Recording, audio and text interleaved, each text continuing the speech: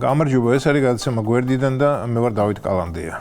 თავარი არხი დაუხურავთ, როგორც მითხრეს. პირადად მე არ ვარ იმ არხის მაყურებელი და მისი გახსნა დახურვა დიდად არ მაინტერესებს, მაგრამ არიან ისეთები, რომლებიც ამ ამბავს გულის გახეთქვით შეხვდნენ და დიდხანს ღვარეს ცრემლი. პრინციპში არც მათი გულის ხეთქვა ფიგურალური რასაკვირველია არ მაღელვებს და მათი ცრემლების ღვარ-ღვარი ხომ მით უმეტეს, მაგრამ რამაც გამაკვირა ისაა, რომ არ დაიჯერებდა ამასაც ბიძინა ივანიშვილს აბრალებდნენ. ერთმა ნაცმა თავის კომენტარში ისეთი ეპითეტებით შეამყო ივანიშვილი მთავარ არხს დაფინანსება, რომ შეუჩერა. ქართული ენა ასეთი მდიდარი თუ ყოფილა არ მეგონა. ეტყობა ფილოლოგიური სადარბაზო ჰქონდა დამთავრებული იმ ნაცს. როგორც ერთხელ უკვე მოგახსენეთ, მე სოციალურ ქსელში ერთი საიდუმლო პროფილი მაქვს, სადაც ავატარი უკრაინისა და ევროკავშირის დროშების ფერებშია. სახელიც გამოგონილი მაქვს და გარეგნობა ხომ მით უმეტეს. სქესიც საპირისპირო მაქვს, როგორც ეს ახლა ძალიან აქტუალური გახდა, თუმცა ამერიკის ახალი ადმინისტრაცია ცდილობს შეებრძოლოს ამ ტენდენციას. ისე თუ შეამჩნიეთ, ვისაც პროფილის სურათზე უკრაინისა და ევროკავშირის დროშების სინთეზია გამოსახული, ყველა რომ ნაცია. ეს თვალთმაქცობა, რომ მათ უკრაინას ტკივათ ან ევროკავშირი აღელვათ, ძალიან დამახასიათებელია ნაცებისთვის. და მე თუ არ მაქვს ასეთი შეფერადების პროფილი, მე ესე იგი უკრაინა არ მადარდებს. ევროკავშირი სიმართლე რომ გითხრათ, ნაკლებად მადარდებს. როგორც არაერთხელ მithქვამს, დღესაც ვერ გავურკვევარ ევროკავშირის ავკარგიანობაში. დიახ, მის ავკარგიანობაში ჩემი ქვეყნისთვის, მაგრამ ალბათ კარგია ევროკავშირში გაწევრიანება, რადგან ამდენი სპეციალისტი მუშაობს ამ მიმართულებით, რომ ევროკავშირდეთ.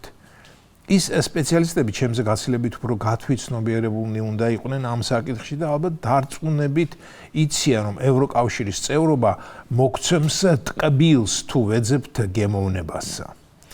მართალია, დღემდე ვერ ხვდები, როგორ შეიძლება გავხდეთ ევროკავშირის წევრი, თუ კი არც ერთ ევროკავშირის ქვეყანას არ ვესაზღვრებით, მაგრამ ალბათ აქაც არის რამე გამოსავალი. კიდევ ერთ პატარა სიტყვას ვიტყვი ევროკავშირზე, ჩუმად ვიტყვი და მე მთავარ თემას დავუბრუნდები. მე ცოტათი მეშინია დიდი კავშირის წევრობისა, იმიტომ რომ რატომაც გონია ასეთ კავშირში ჩვენ არ გვექნება ლიდერის როლი. მეცაც გეტყვით, მეორე ხარისხოვან ქვეყნების რიგშიც არ მგონია ვიყოთ და ვიქნებით სად. აი საკითხავიც ესაა. კარგი, ამ თემაზე აღარ მინდა ლაპარაკი, მით უმეტეს რომ ჩემზე სრულიად არაა დამოკიდებული მიღება არ მიღების საკითხი. იმას მოგახსენებდით, რომ პროფილზე უკრაინა ევროკავშირის დროშების ფერები თვალთმაქცობად მიმაჩნია. მეგობრებო, გარწმუნებთ, რომ უკრაინის გაუბედურებისა და დანგრევის ამბავი მე ბევრ ნაცისტზე მეტად მაღელვებს და მტკივა სხვადასხვა მიზეზების გამო. ერთი ისაა, რომ მე უკრაინაში მყავს ბევრ ძალიან ტკბილი და მურაბა ამხანაგი, როგორც დასავლეთში, ისე აღმოსავლეთში. მაქვს მათთან ხშირი კონტაქტი და გული მე თუ თქება, როდესაც ისინი ყვებიან თუ რა დღეში არიან. ერთმა კიეველმა მეგობარმა მითხრა, აფსუს რა ქვეყანა დაასამარესო და ის სხვადასხვა ამ შემთხვევაში უკრაინის ხელისუფლებას გულისხმობდა. კარგი, ამაზეც არ მინდა ლაპარაკი, რადგან საერთაშორისო მიმოხილვა ჩემი საქმე არაა. მოკლედ, იმას ვამბობდი, საიდუმლო პროფილი მაქვს მეთქი და ყველა ნაცურ ჯგუფში ვარ გაწევრიანებული და ზოგჯერ ნაცს სასარგებლო ინიციატივითაც გამოვდივარ, რათა ნაცების გულები მოვიგო და არ გამშიფრონ. და იქ იმ ჯგუფებში ისეთ რამებს ვკითხულობ და ისევ ხალისობ, რომ ჯანმრთელობა მიმტკიცდება და სიცოცხლეც მიხანგძლივდება. ძღველ აღქმაშია ნათქვამი, სიცილი კარგი წამალივითაა და მისი მიღება ყოველდღე საჭიროა. იპოვეთ ისეთი რამ, რაც გაცინებთ. და მეც ვიპოვე სიცილის უშრეთი წყარო, ნაც და ცხელ-ცხელი გვერდები. ვინმე მეტყვის, რომ ძალიან გავპრიმიტიულდი, მაგრამ რა ვქნა, მე კი არ ვარ ასეთი. ცხოვრება გახდა გაცილებით უფრო პრიმიტიული.